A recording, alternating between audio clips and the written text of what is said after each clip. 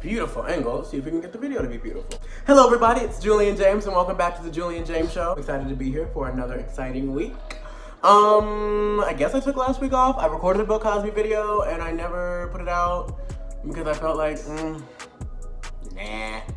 yeah, so today we're just doing the Insecure Season 3 review, just because, I don't know if you guys like watch Insecure, but if you don't, first of all, you need to be. And second of all, it's fantastic. Like, it's just perfect. And I'm not just saying that because I stand for the cast, like, but literally, Issa Rae, Yvonne Orji, Natasha Rothwell, like, I just love everyone, like Crystal and Fran. Like, I love the whole Insecure cast at this point. Like, I don't know, I just get excited thinking about the show and thinking about Issa Rae.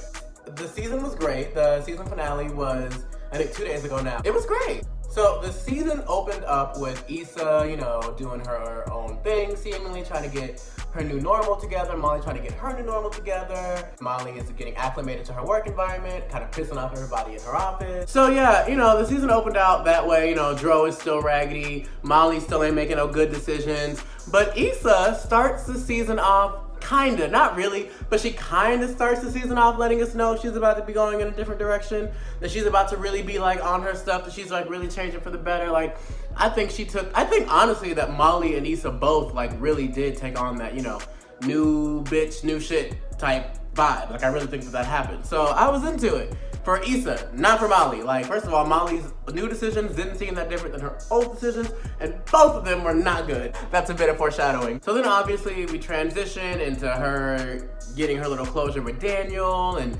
Daniel's storyline, and finding out that he's raggedy, and like, then, you know, I kind of feel like, I'm really glad that the Daniel Issa storyline has kind of been happening all 3 seasons, because I feel like, first of all, I'd watch Insecure like, well girl, were you there? I'd be like, Issa, were you there? Like, were you in the room with me? Glad that the Daniel Issa storyline happened, just to provide a lot of really good insight for a lot of guys. I think Daniel speaks for a lot of guys, just like how there's a Lawrence hive, I think there's a Daniel hive. I don't think there should be, but you know, people make decisions I don't agree with all the time, so hey.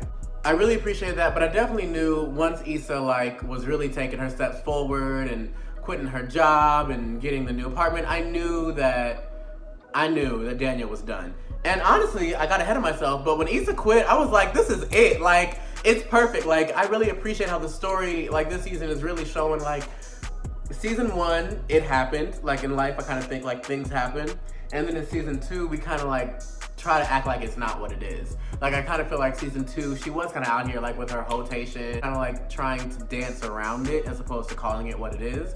Whereas season 3, Issa is finally taking the steps like she should have taken after her breakup. Honestly, before her breakup, low-key.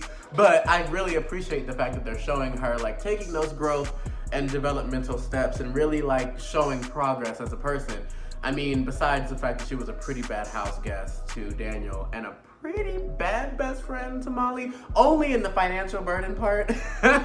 So by the time Issa moves into her new place and she's kind of done with Daniel and kind of like speaking to Nathan, Molly has officially pissed off the black women at work, which is one decision you never want to make in life. Tiffany's pretty pregnant. Kelly has turned into my favorite character. Kelly was always my favorite character, but now it's kind of like, okay, well, Kelly is me. Like, Tiffany is me. Anyone who knows me knows that. But the things that Kelly be saying, by now we're kind of like at the Coachella episode, and by the time we got there, we kind of saw where things, well, we thought we saw where things were going, I'll put it that way. Tiffany's there, pregnant and all, and, you know, Issa's kind of moved on. She's kind of liking Nathan, his fine stuff. Nathan been fine since Smyrna. Woo! Lord Jesus. But we get to Coachella, they're high, AF, and Coachella was great. I honestly think they're all me at Coachella. Tiffany throwing water on fighting people, Kelly being the one fighting, Molly being high, having a nervous breakdown, Issa being high, ducking off to go screw somebody she just met. You know, they're all me. To be honest, I relate to all of these things. That's what I really love about Insecure. I kind of see myself in like every character, which I kind of think a lot of people feel with, because it's kind of like it shows the different faces, different people are multifaceted. We do go through different stages. We do have different, you know, different scenarios bring out different sides of people. So I kind of appreciate the vast diaspora of people on this show. I bring it up because that obviously threw everyone for a loop, because boom, Lawrence is back and he's still fine. Glory to God. So the next episode, we see what Lawrence has been doing. He got an STD, like most young niggas do after a breakup. So it was, it was cool to see what Lawrence has been up to. I really loved Chad's character development. To see like what, like more of the guy's perspective. I was glad Lawrence came back. I heard he wasn't gonna be on the show at all. I also heard that was blown out of proportion when it happened, but I was honestly glad Lawrence wasn't going to be on it because I'm here for Issa being over him. But I'm really glad he's here because obviously the next episode he goes to church and he is, that kind of, I appreciated the church episode. The church episode was hilarious because that is literally my dad's church. Like I was watching it like, oh my God, this is literally how like these like fake mega churches are, like like the mega church mentality, but like Southern Baptist budget. It's kind of just like it was just too much. It was like it was giving me PTSD. But I like that. I appreciated how it showed that like Chad really hadn't dealt with anything. People who like get that emotional, you kind of just see like, wow, like he is hurting. Like, yeah, he knows. Well, maybe he doesn't know he did something wrong, but like he did something wrong and he's suffering the consequences, and that really is affecting him. And a lot of us kind of pretend like, I think that episode or the week before, it started with him talking about he unbothered. And it's just like, if anyone who says that they're unbothered is probably the furthest thing from it. And so I just appreciate how Chad like really broke down and got into the vulnerability, which I'll get on later. Issa and Nathan, they, Nathan just seemed too good to be true from the beginning. We'll see how that goes. But I know a lot of guys like Nathan. I think the whole ghosting combo is necessary in some situations, but like a situation like Issa, I do get it. He made you feel like, you were the world and you could do anything, you were unstoppable. Like I feel that, but y'all weren't in a committed relationship. You weren't like married, don't have kids, and you weren't, like I said, you weren't committed in a relationship, and he came back. So I don't know if maybe I'm just a bird and I just have some sort of bird logic, but when Nathan initially ghosted Issa, I really thought he was arrested. The point is, when Nathan was, like when he was first out, I genuinely thought he was in jail, because that's usually how that goes with niggas. We have Molly, who hasn't quite ruined her reputation at work yet, but she is ruining it with Asian Bae, and Andrew, that man is fine, but she's on a date with him, and she, talks about her ex who led her on, even though I don't know how a married man led you on, but whatever. She was just bitter and pressed and really taking that out on him for no real reason. Molly was on a real like defense energy the whole season, which I guess as a lawyer I could see, but it was just really bad. Like it was really like toxic to watch. Like because I've definitely been that way in the past. I don't consider myself that way anymore, but I think a lot of people go into those kind of modes after something happens to them, which I think is why we see her this way, because it's kind of like Molly isn't some evil person, but she is dealing with something in a really unhealthy way. She's managed to conveniently neglect to mention Dro in her therapy sessions. So I think that she is like, since she's not really thinking, since she's operating outside of reality, she's behaving irrationally because she's not operating within reality. So why would her actions reflect reality? They're irrational. So I really like that they showed her that way and showed how dealing with situations unhealthily will manifest in so many different ways. I appreciate Issa for highlighting that. She's just such a genius. The show is so perfect. Obviously, we have the baby shower, which was everything. Lawrence and Issa are talking. I hate that I love it, but listen, ain't nothing wrong with getting back together. Obviously, Tiffany is me with the Beyonce and Cardi B, and it was just beautiful. It was gorgeous. The baby shower was beautiful. If anyone wanted to throw me a baby shower whenever I get pregnant, something like that. That is the theme. And I probably will wear a braid too, probably. So the dynamic was just great. Like having Molly and Dro's dynamic, having Derek and Lawrence, and seeing how they do all interact outside of the women, I really appreciate. And honestly, how I appreciate the character development we got with Kelly and Tiffany, because, that's a whole thing. Like, that is real. Tiffany's about to have a baby and no one threw me a baby shower. What is wrong with y'all? But you also see Kelly's perspective, because it's like, well, do I not matter because I don't have a kid? Like, I know Issa and Molly are raggedy, but I'm supposed to be your best friend. Like, I get it. Like, I love, and that's so real. Like, when you're getting to that age, it's such a thing. Like, and as your lives grow and change, your dynamics grow and change, and I appreciate I'm getting ahead of myself, but I kind of appreciate what Condola is gonna do. I think that's her name. I call her Braid. Crystal and Fran call her Braid, so that's what her name should be. But, like, cause that's Tiffany's friend. Condola was Tiffany's friend, who is now talking to Lawrence, who is now working with Issa. And so that is gonna be interesting, because I think that Lawrence and Issa aren't done. I think Tiffany's gonna feel away, or Issa might feel away, or Tiffany and Issa might, like, be working double time to not feel away, and it might be Lawrence that tips the whole thing over. That whole dynamic, that's just gonna be like, excellent. Next year can't get here fast enough. So, I guess at this point we can't just jump right on into the finale, because it's Issa's birthday, and it ties up pretty much it handles things perfectly. So Lawrence is with his dad, which was very triggering. That whole scene was just very triggering. That man is literally my dad. I mean, obviously, except that Lawrence is dad. Whoa, I almost said something real unchristian. Talking about Issa, I guess it's kind of like, I appreciated that because it kind of sets in his head like, maybe Issa is the one for me, which I think that she might be. And since they're growing independently, it would be great to possibly get back together. You never know, because you really, well, we'll get there. And so then obviously it transitions into Nathan pulling up to Issa's crib, and Molly ain't having it.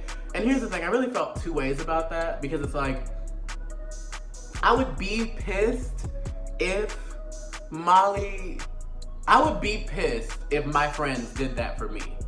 However, that is something that I may or may not have done for one of my friends. But to be honest, if it was me, I probably would have read them and like dragged them and cussed them out, and then been like, now look, if you go in there and talk to my friend and she cries, I'm whooping your ass. But you can go in there and talk to her. Because I do feel like that conversation probably should have been had that way. But maybe not, shoot, because they did talk later. So moving forward, they get to the graveyard, which was really weird and white. I get it, because black people were doing it, so that makes it okay. But the concept in itself is very weird and white, kind of like Froyo, something else I kind of grew into. Lawrence is there being fine, and Quintrell is there being fine. Molly, I'm not even gonna talk about Kelly and Issa in this scene, because I'm gonna talk about Molly and how I loved how the homophobia just jumped out. Like, it just leapt right out of her. It was excellent. Like, the homophobia, it was so funny. So, like, she saw Jared, and, like, they're talking, and they're getting caught up, and then this guy, I guess, talks to you, like, he says, like, I'm finna be back at the blanket, and she immediately jumps into, that's her man, I was right, and he gay, and I should have known it, da-da-da-da. And I guess she tells Kelly and Issa that. Movie ends after Lawrence is trying to check on his girl, make sure she had a happy birthday. After the movie ends, they see them. Molly is forced to realize that she is a homophobic bitch. Because that is his whole brother, and then his brother had a girlfriend, and then Jared had a girlfriend. And Jared's girlfriend looked just like Molly. Whew. And so obviously that transitions into a scene that I really loved, because it wasn't as big of a fight as it probably would have been if I was doing it, which leads me to believe that I may be responding to certain things a bit immaturely. Issa and Molly are speaking, and it comes up that, you know, Nathan was there and she sent him away. And Issa was upset, and honestly, rightfully so, but that part of the conversation didn't last too long. It transitioned into how Molly's been acting lately, and I really appreciated this scene, because friends do need to drag each other like this. Like, you really do need to tell your friends, like, look, you acting up. Like, what you finna do? Like, for real, you finna be partner and have no friends? Like, is that really what you finna do? Because that's really not you. And Molly was really forced to realize that situationship with Alejandro really did change her. And, you know, whether purposefully or not, it changed her in a way that she wasn't trying to be changed. Because even now back at work, she done pissed off Torian too. So now it's literally Torian and the black women tag teaming her. So it's like, this is what you wanted. You came in here wanting Torian's spot, and now you got it, and now Torian has yours. And look, see how it happens? Do you see how you feel bad and they look happy? Do you see how that could have been you and Torian could have been the mad one? Like, when you can't covet someone who is ostracized. Because when you covet someone who's ostracized, you're gonna get what they get, but you also gonna get the treatment that they get. Like, so she got treated, so now she gonna be the one that they talk about, like they was talking about Mr. Morehouse. So it's like, now that's you, girl. Like, that's not what you want. And she really has to deal with how she let that situation go unchecked and fester into, now you messing up at work, and messed up with this man, which is why I really appreciate the next scene where she calls Andrew with his fine self, I think his name is Andrew, and really shows so much growth. Like, that scene was everything. Like, and I don't know if y'all know, but whenever you like are really responsible and you really do just take the accountability you need to take, it legit feels like a mountain just comes off your shoulders. Like, the sigh of relief, the sigh of relief after Molly apologized, it was a beautiful television moment. Like, you literally felt it.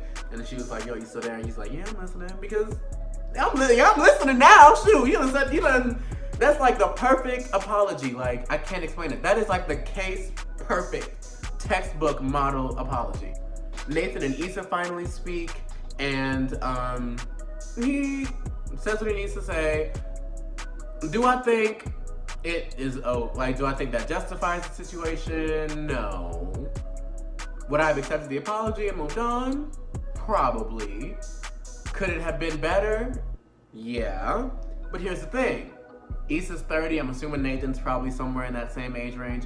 What are we really doing finna explain ourselves, really? That's kind of where I'm at with it. Like, because, I don't know, like, he could have explained himself a little more, but he's also 30 and no one pays his bills but him. He doesn't have to. And yeah, Issa deserves, yeah, it would be nice if he gave Issa this full, thought out, drawn out explanation, but first of all, there's a chance she wouldn't believe it. And also, at the end of the day, you don't really care about the explanation. This is a situation where it's a don't be sorry, be careful. Like, this is a situation where it's like, there's nothing you can really say. Just don't do it again. Like, apologize now and never do that shit again. And then, if she doesn't trust that you won't, that's her right. And he couldn't be mad at that. You know what I'm saying? But if he did tell her everything and she was like, nigga, that's a lie, get out of here, and he didn't tell her nothing again, that would be his right. Like, so I kind of see, I wouldn't have accepted it. I mean, no, I would have accepted it if I was me. I wouldn't have accepted it if I was Issa. And I'm excited to see what that's gonna mean. I'm excited to see what that's gonna mean, and I really love how the scene ended with her just cleaning her place, bro. Just cleaning her apartment, finally getting it, finally unpacking. This is my life now, ain't no halfway in, halfway out. She's went to the interview at Beat Crew, and the season just wrapped up perfectly. And what was so weird about the last episode, the finale, was I was like, this was like a movie. Like, this was such a good, what was it? I couldn't really quite place it, what made it different from the other episodes this season. And as soon as the credits start, boom, directed by Regina King. I said, look at Black excellence. No wonder this was everything. Like, don't get me twisted, Insecure is everything. Like, the show is everything. But I was really trying to figure out, like, this is some exceptional television. Not like exceptional Insecure, but this is some exceptional television. Regina King. I'm telling you, that woman is the entertainment Midas. Whatever she directs turns to gold. Overall, the season was fantastic. I thought it was perfect. I love the character dynamics and changes. It makes me excited because season 1 was like excellent. Like, season 1 kind of felt like a movie too, like the whole season. And then season 2 was fun, but it was like a TV show. Like, it was like fun, but it was just like, I'm not gonna say filler, but it was just like fun. It was like, we're back, this is what happened right after, and girl, it's a mess. But this is kind of like season 3. I think this season is kind of the season of growth. And it was very evident in this season of Insecure. I'm so excited for season 4. And so make sure you watch Insecure if you haven't seen it already. Make sure you listen to Insecurity with Crystal and Fran if you don't listen to that already. And, you know, watch Insecure. I'm finna right now. I got excited. I'm thinking about season 1 right now, and I can't wait to go watch it on HBO right now. So obviously I'll be back with a new video next week, and if you like the video, give it a thumbs up. If you don't like the video, also give it a thumbs up, and please stop being a hater, and I'll see you guys in a week.